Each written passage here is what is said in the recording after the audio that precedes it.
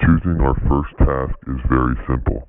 The only vessel in the world that can survive this tidal wave is the USS North Platte.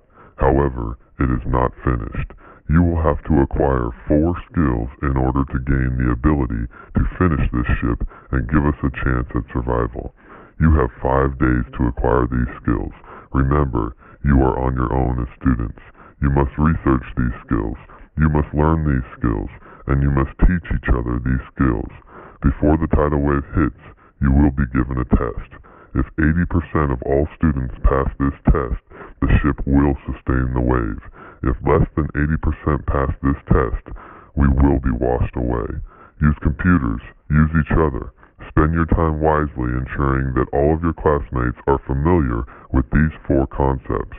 Remember, it doesn't matter what you know, it matters what we know. The 4 concepts that you must learn are mean, median, mode, and range. We need these concepts in order to finish the ship.